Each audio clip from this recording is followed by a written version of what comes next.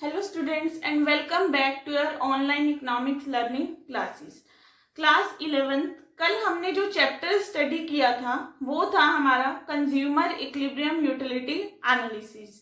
हमने consumer equilibrium का उस चैप्टर में अभी तक मीनिंग रीड करा है, मीनिंग पढ़ा है, उस टाइप्स ऑफ यूटिलिटी पढ़ा है, टोटल यूटिलिटी क्या होती है, मार्जिनल यूटिलिटी क्या होती है, रिलेशनशिप बिटवीन क्या होता है total utility and marginal utility. And important आपको मैंने एक टर्म बताई थी, law of diminishing marginal utility.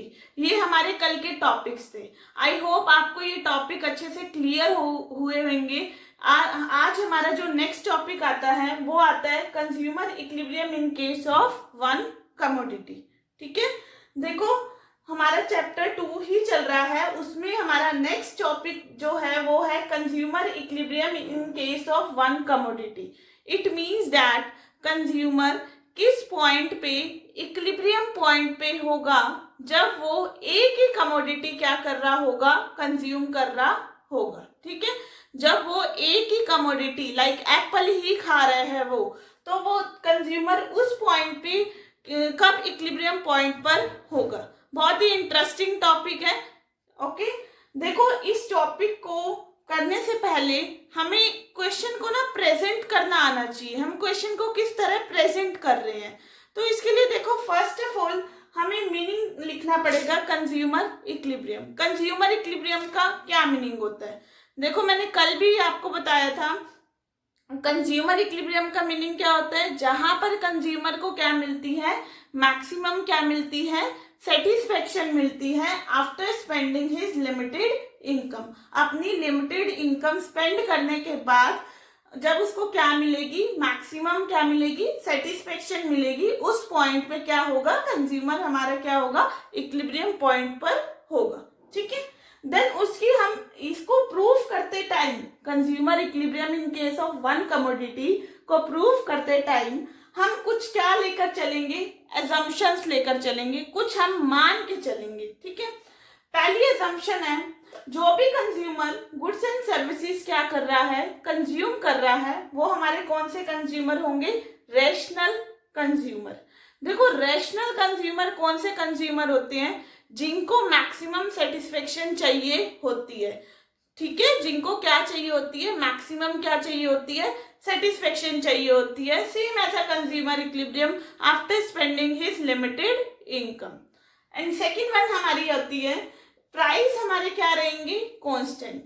जो भी प्राइस लेकर चलेंगे वो हर एक यूनिट्स ऑफ कमोडिटी वो कंज्यूम करेगा, उसमें जितने भी प्राइसेस हैं हमारे कांस्टेंट रहेंगे। हमने 1 प्राइस लिया तो 1 ही रहेगा वो हर एक पॉइंट पे, 2 लिया तो 2 ही रहेगा वो। नेक्स्ट है कंज्यूमर की इनकम भी क्या रहेगी, कांस्टेंट, उसमें भी कुछ भी चेंज नहीं होगा। फोर्थ वन आता है हमारा कार्डिनल यूटिलिटी। कार्डिनल यूटिलिटी कौन सी होती है, मैं ऑलरेडी आपको पिछले वाले लेक्चर्स में बता चुकी हूँ। कार्डिनल यूटिलिटी कौन सी यूटिलिटी होती है, the utility which can be expressed in the form of numbers, वो हम यूटिलिटी यहाँ पर लेकर चलेंगे। नेक्स्ट आता है हमारा कंज्यूमर को क्या होगी, परफेक्ट क्या होगी, नॉलेज होगी। जो भी वो गुड्स एंड सर्विसेज कंज्यूम कर रहा है, ऑलराउंडर कंज्यूमर को क्या होगी, परफेक्ट क्या होगी, नॉलेज होगी, कब उसको मैक्सिमम सेटिस्फेक्शन मिलेगी और कब उसको मैक्सिमम सेटिस्फेक्शन नहीं मिलेगी। अब देखो हमने कंज्यूमर इक्विलिब्रियम का मीनिंग पढ़ लिया, उसकी क्या पढ़ ली, एजम्पशन पढ़ ली। नेक्स्ट आता है कंडीशन। हम एक कंडीशन लेकर चलेंगे, उस कंडीशन के बिहाफ पे ही कंज्यूमर क्या होगा, हमारा इक्विलिब्रियम पॉइंट पर होगा। देखो ये हमारी क्या है, मेन कंडीशन है। कंडीशन क्या है, MUX upon PX equal to MUM, यानी कि जो मार्जिनल यूटिलिटी है एक्स कमोडिटी की, ठीक है, मार्जिनल यूटिलिटी कल मैंने आपको मीनिंग बताया था। अगर आपको क्लियर नहीं है तो आप पिछले वाली अपनी वीडियो देखो, उसमें क्लियर करो इसका मीनिंग। देखो marginal utility of x commodity divide by क्या हो जाएगा, प्राइसेस ऑफ एक्स कमोडिटी, ठीक है, इक्वल टू MUM। MUM हमारा एक न्यू वर्ड है जिसको हम क्या बोलते हैं, marginal utility of money. Marginal utility of money. देखो मार्जिनल यूटिलिटी ऑफ मनी का मतलब क्या होता है? Worth of a rupee spend on a commodity. इसका मेन मीनिंग यही है, worth of a rupee spend on a commodity, यानी कि आपकी कमोडिटी पे स्पेंड करने की कितनी वर्थ है, ठीक है, उसको हम क्या बोलते हैं? Marginal utility of money. ठीक है, आप कितना एक कमोडिटी पे स्पेंड करना चाहते हो, उसके बाद आपको कितनी सेटिस्फेक्शन मिल रही है, वो हमारी क्या होती है? Marginal utility of money. तो देखो, हमने कंज्यूमर इक्विलिब्रियम का मीनिंग पढ़ लिया, असम्पशंस पढ़ ली और कंडीशंस पढ़ ली। अब देखो नेक्स्ट आता है हमारा शेड्यूल। शेड्यूल में क्या होगा कि हमारी यूनिट्स ऑफ कमोडिटी आ जाएंगी, MUX आ जाएगा, MUM। ओके, हाँ एक बात और, पहले हम ये मान के चल रहे हैं जो कंज्यूमर जो प्राइस लेकर चल रहा है वो कितना लेकर चल रहा है? 4। प्राइसेस हमारे क्या रहेंगे? 4 and it remain constant at all units of the commodity. और ये जो प्राइसेस है हमारे हर एक यूनिट ऑफ कमोडिटी पे क्या रहेंगे? कांस्टेंट रहेंगे, इसमें कुछ भी चेंज नहीं होगा। देखो ये है हमारी यूनिट्स ऑफ कमोडिटी। सपोज करो, मैंने आपको कल भी बताया है law of diminishing marginal utility में कि भी जैसे जैसे हम ज्यादा से ज्यादा कंजम्पशन करेंगे, हमारा जो एडिशनल सेटिस्फेक्शन लेवल है वो क्या होता चला जाएगा? कम होता चला जाएगा। देखो एक एप्पल खाया है तो MUX कितनी थी? 20। 2 एप्पल खाए हैं तो MUX कितनी है? 18। 3 एप्पल खाए हैं, MUX कितनी है? 16। 4 ईट करे हैं, 10। 5 ईट करे हैं, 0। 6 ईट करे हैं, -5। ओके, ये हमारी क्या हो गई? MUX। ये जैसे जैसे कमोडिटी की कंजम्पशन क्या हो रही है? इंक्रीज हो रही है, वैसे वैसे हमारी जो MUX है वो क्या होती चली जा रही है? डिक्रीज होती चली जा रही है। अब देखो हमने निकालना है मार्जिनल यूटिलिटी ऑफ मनी। देखो MUX अपॉन PX किसके इक्वल होना चाहिए? MUM। ठीक है, अब यहाँ पर MUX कितना है? 20। PX कितना लेकर चल रहे हैं हम? 4। ठीक है, 20 डिवाइड बाई 4 कितना आ जाएगा? 5। ठीक है, इसी तरह 18 हमारा क्या है? MUX कितना है? 18। प्राइस कितना है? 4। कितना आ जाएगा हमारा? 4.5। देन 16 डिवाइड बाई 4 कितना आ जाएगा? 4। ये हमारा आ गया 4। देन 10 डिवाइड बाई 4 करेंगे, कितना आएगा? 2.5। 0 divide by 4 0 and -5 divide by 4 equal to -1.25। तो ये थी हमारी यूनिट्स ऑफ कमोडिटी, ये हमारा MUX और MUM भी हमने क्या कर लिया है? फाइंड आउट कर लिया है। अब देखो नेक्स्ट हम देखेंगे कि भी अब कंज्यूमर किस पॉइंट पे, इक्विलिब्रियम पॉइंट पे होगा, कब उसको यहाँ पर मैक्सिमम सेटिस्फेक्शन मिलेगी। देखो यहाँ पर कब उसको मैक्सिमम सेटिस्फेक्शन मिलेगी, यहाँ हम स्टडी करते हैं। देखो यहाँ पर क्या है, हम फर्स्ट यूनिट ऑफ कमोडिटी देखते हैं। ठीक है, हमने फर्स्ट यूनिट ऑफ कमोडिटी देखती है। Will he by first unit of commodity, क्या वो पहली कमोडिटी बाय करेगा? ये हम देखेंगे इसमें। ठीक है, देखो यहां पर आपका जो MUX है वो कितना है? 20। ओके, MUM कितना है आपका? 5 एंड प्राइस कितने हैं आपके? 4। ठीक है, अब देखो यहां पर उसकी वर्थ कितनी है कमोडिटी पे स्पेंड करने की? वर्थ कितनी है उसकी? 5। ठीक है, प्रोडक्ट का प्राइस क्या है? 4। आपको वर्थ आपकी एक कमोडिटी पे स्पेंड करने की जितनी वर्थ है, वर्थ कितनी है? ₹5। आपके प्रोडक्ट के प्राइस कितने हैं? ₹4। यानी कि आप डेफिनेटली ये प्रोडक्ट क्या करोगे? परचेज करोगे ये यूनिट ऑफ कमोडिटी, क्योंकि आप 5 रुपए स्पेंड करना चाहते हो और आपको वो प्रोडक्ट 4 रुपए का मिल रहा है और उससे जो सेटिस्फेक्शन मिल रही है वो कितनी मिल रही है? 20 मिल रही है। तो डेफिनेटली आप ये प्रोडक्ट क्या करोगे? परचेज करोगे। लेकिन यहाँ पर आपको मैक्सिमम सेटिस्फेक्शन नहीं मिलेगी। देखो मैक्सिमम सेटिस्फेक्शन कब मिलेगी? जब MUX अपॉन PX किसके इक्वल होएगा? MUM के क्या होगा? इक्वल होएगा, या फिर MUX इक्वल होएगा px के, ठीक है, जब प्राइस क्या होते हैं हमारे कांस्टेंट, ठीक है। अब हम देखते हैं विल ही बाय, क्या वो second unit of commodity buy करेगा कि नहीं करेगा।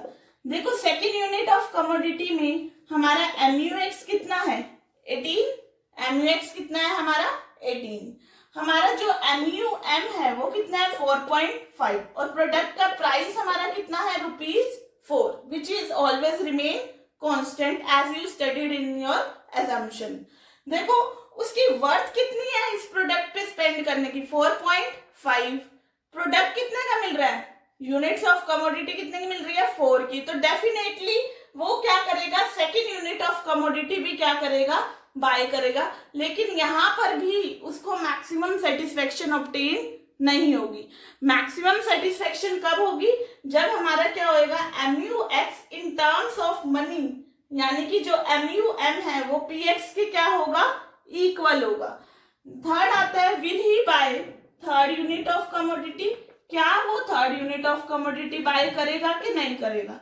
देखो यहाँ पर MUX कितना है 16, ओके, हमारा MUM कितना है 4, प्रोडक्ट का प्राइस कितना है 4, यानी कि देखो प्रोडक्ट कितने का मिल रहा है उसको 4 रुपीज का, उसकी वर्थ कितनी है स्पेंड करने की 4 रुपीज की, तो यहाँ पर कंज्यूमर को क्या मिलेगी मैक्सिमम क्या मिलेगी सेटिस्फेक्शन मिलेगी, यानी कि जो MUM है इन टर्म्स ऑफ मनी वो हमारी PX के क्या है इक्वल है। तो हमारे जो थर्ड पॉइंट पे कंज्यूमर को क्या मिलेगी मैक्सिमम सेटिस्फेक्शन मिलेगी, जो हमारा थर्ड यूनिट ऑफ कमोडिटी है उस पॉइंट पे कंज्यूमर क्या होगा हमारा इक्विलिब्रियम पॉइंट पर होगा। क्लियर है आपको। नेक्स्ट देखो वो हम अगर हम सपोज करो फोर्थ और फिफ्थ पे जाते हैं, देखो उसकी वर्थ कितनी है 2.5, प्रोडक्ट कितने का मिल रहा है 4 का, ऑब्वियस ही बात है वो स्पेंड तो 2.5 रुपीज करना चाहता है लेकिन प्रोडक्ट तो 4 रुपीज का है, वो क्यों लेगा वो प्रोडक्ट। नेक्स्ट देखो नेक्स्ट तो 0 ही है, ठीक है, क्लियर है आपको, यहाँ तक क्लियर है। तो कंज्यूमर को क्या मिलेगी मैक्सिमम सेटिस्फेक्शन वो कब ऑब्टेन करेगा, जब क्या होगी third unit of commodity, because at third unit of commodity MUM in terms of money is equal to PX। MUM हमारा कितना था थर्ड पे 4 और PX भी कितना था 4, जितनी उसकी वर्थ थी उतना ही उसका क्या था प्राइस था। तो इस पॉइंट पे कंज्यूमर को क्या मिलेगी मैक्सिमम सेटिस्फेक्शन। अब देखो अब हम देखते हैं इसका डायग्राम, इसके डायग्राम हम किस तरह बनाएंगे। अब हमें पता लग गया कि भी थर्ड यूनिट ऑफ कमोडिटी है, यहाँ पर कंज्यूमर को क्या मिलती है मैक्सिमम सेटिस्फेक्शन। देखो हम डायग्राम बनाएंगे, इसका डायग्राम बनाते हैं हम पहले इस तरह, हम पहले भी मैंने आपको बताया है, यहाँ लिखते हैं हम OX एक्सिस और यहाँ पर लिखते हैं हम OY एक्सिस, ओके। अब देखो यहाँ पर हमारा क्या आ जाएगा यूनिट्स ऑफ कमोडिटी, ठीक है, और यहाँ पर हम बनाएंगे MUX या MUM in terms of money और यहाँ पर आ जाएगा PX। देखो मैंने पहले भी बोला है प्राइस क्या है हमारे कांस्टेंट प्राइस, हर एक यूनिट ऑफ कमोडिटी पे हम क्या लेकर चल रहे हैं 4 लेकर चल रहे हैं, तो ये हमारा क्या हो जाएगा parallel to the OX axis, ये हमारी क्या हो जाएगी PX which is always remain constant as you study in your assumption। उसके बाद देखो MUM हमारा क्या कर रहा है फॉल भी हो रहा है, 0 भी है और क्या है नेगेटिव भी हुआ है, तो ये हमारा क्या हो जाएगा MUM in terms of money. अब देखो यहाँ पर क्या होएगा, ये जो E पॉइंट है यहाँ पर कंज्यूमर क्या होगा इक्विलिब्रियम पॉइंट पे होगा, E पॉइंट पे कंज्यूमर को क्या मिलेगी मैक्सिमम क्या मिलेगी सेटिस्फेक्शन मिलेगी। यहाँ पर जो MUM in terms of money है वो हमारा क्या है PX के क्या है इक्वल है। जैसे कि हमने देखा था अगर ये कंडीशन हमारी सेटिस्फाई हो जाती है तो इस पॉइंट पे कंज्यूमर क्या होगा इक्विलिब्रियम पॉइंट पे होगा। क्लियर है यहाँ पर, तो वो क्या करेगा E पॉइंट पे अब कंज्यूमर क्या है इक्विलिब्रियम पॉइंट पे है, तो OM यहाँ पर लिख देना आप OL यूनिट्स ऑफ कमोडिटी क्या करेगा वो कंज्यूम करेगा, यहाँ तक उसको क्या मिलेगी, या इस तरह लिख देना आप 1 2 और यहाँ के आ जाएगा 3, 4, 5th पे आपका 0, देन 6th पे क्या था नेगेटिव। ठीक है, तो थर्ड यूनिट ऑफ कमोडिटी पे कंज्यूमर को क्या मिल रही है, मैक्सिमम क्या मिल रही है, सेटिस्फेक्शन मिल रही है। इसी पॉइंट पे कंज्यूमर क्या होगा, इक्विलिब्रियम पॉइंट पे होगा। तो देखो अभी हमने पढ़ा शेड्यूल डायग्राम, उसके बाद ना हम थोड़ी बहुत डायग्राम की एक्सप्लेनेशन भी लिख के चलते हैं। देखो इस तरह लिखनी है, units of commodity OX axis पे शो है, MUM प्राइस OY एक्सिस पे शो है, हमारे जो प्राइस है कांस्टेंट है parallel to the OX axis है, हमारा जो MUX है वो क्या कर रहा है, फॉल कर रहा है। ई पॉइंट पे कंज्यूमर क्या है, इक्विलिब्रियम पॉइंट पे है, क्योंकि यहाँ पर जो भी हमने अबव कंडीशन मेंशन करी थी वो क्या हो चुकी है, सेटिस्फाई हो चुकी है। तो कंज्यूमर ई पॉइंट पे क्या होगा, इक्विलिब्रियम पॉइंट पे होगा, यहाँ पर उसको क्या मिलेगी, मैक्सिमम सेटिस्फेक्शन। आई होप आपको ये टॉपिक क्लियर हुआ होगा। इस टॉपिक को अच्छे से करना एंड अपनी नोटबुक पे राइट भी करना है। अगर आपको मेरी वीडियो अच्छी लगी है तो सेम मैं वही रिपीट करूंगी, तो इसको ज़्यादा से ज़्यादा लाइक करना, अपनी सब्सक्राइब करना और ज़्यादा से ज़्यादा अपने फ्रेंड्स को इसको शेयर करना। Thank you everyone.